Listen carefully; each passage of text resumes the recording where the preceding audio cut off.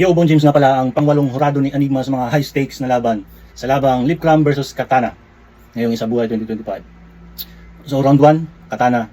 So yung pinaka-highlights niya ay hindi niya kailangan gayahin yung Isa Buhay run ni Lip Cram kasi siya nung sinabi niya magpa-finals siya ay nakapag-finals talaga siya. At hindi kasi kumukonekta yung pagtakwil niya kay Hades.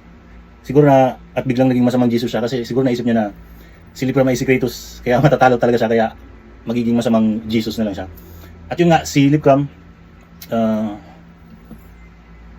tinira dito ni Lip Cram yung delivery ni Katana na nakaka-apekto talaga sa performance, yung pagpiyok, sa pagsigaw. At saka maganda din yung pag-sorry niya at pag-sorry niya kay Looney at pag-call out niya na mapapabalik niya si Apex. Pag kinall out niya si Apex ay mapapabalik niya sa flip top. At yun nga, tinira na nga niya yung pag-FU ni Katana sa Diyos. Kasi pagkatapos yun, yung tinira niya yung pag-FU niya sa Diyos, dinigma niya si Katana. At yung habang dinidigma niya, sinasabi niya na walang tutulong sa iyo ngayon. Walang magtutubos sa kanya ngayon sa sitwasyon na kailangan kasi nga pinakil niya yung boss at di niya kailangan. Which is matatalo siya doon kasi Kratos versus Hades, matatalo siya doon. Tapos wala siyang ibang kakampi. At parang kantin lang yan, kumbaga sa tao. Pag nasa oras ka ng kagipitan, huwag kang hihingi ng tulong kasi sinabi mo huwag kang hihingi ng tulong, huwag kang magdadasal kung nasa bingit ka ng kamatayan o nasa oras ka ng pangangailangan kasi nga sinabi mo na hindi mo siya kailangan, parang gano'n. Tapos yung isang highlights pa doon is yung tumakbo sa isip ni Lip Cram si Katana para gawin lang runner up. At yun nga binabangan ni Kratos si Hades sa ilalim at dinigma. At totoong nangyari talaga yun. At tinalo ni Kratos si Hades sa ilalim. So yun, round 2 naman Katana. Yun, nirebat niya yung pagipagbati niya kay Loons. Tapos sinabi niya, away mo na ulit. At witty din yung jokes na yung ang lungkot niya. Tapos magbubukas siya ng tigpipisong happy. Yun yung round 2. So parang round 1 Lip Cram yun. Round 2. Round 2 ni Lip Cram. Ang kulit niya, hinawakan niya yung sa rebat niya na hinawakan yung bigote ni Katana. Tapos yun, tinira din ni Lip Cram yung wala siyang battle na bungal siya. Kahit pareho silang bungal, at least siya, wala siyang battle na bungal siya.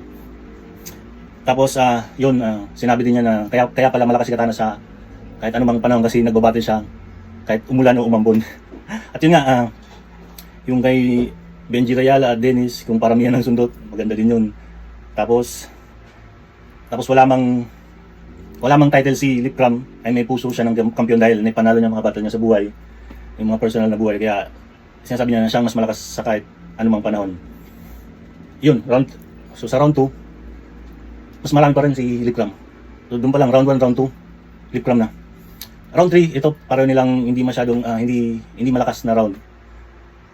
At yung round 3 ni Katana, yung highlights doon is yung nasilip na anggulo ni Katana ng pagpapabaya ni Lucky Ram para lang umabante si Lip Cram. Kaya di niya deserve ang pagiging kampiyon.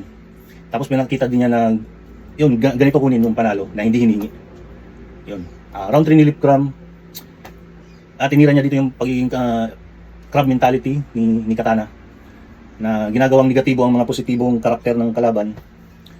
Tapos sinabi niya rin dito na kalaban lang kita, hindi kita kaaway. So kung iisipin mo, magkaiba yung kalaban at magkaaway. Kasi kapag kalaban lang, parang boxing match. Pure skills lang. Walang below the belt, walang daya, kumbaga pure skills lang. Kasi kapag kaaway ka talaga, gagawin mo talaga lahat kasi kaaway yun Gagawin mo talaga para manalo kahit mandaya ka o gano'n. So yun, so overall, siguro sa round 3, pwedeng tabla. Overall. Tsaka may, yun nga, sa performance ng delivery ni Katana, lalo championship yun, ay mas malinis si Lip Cram, kaya overall, Lip Cram.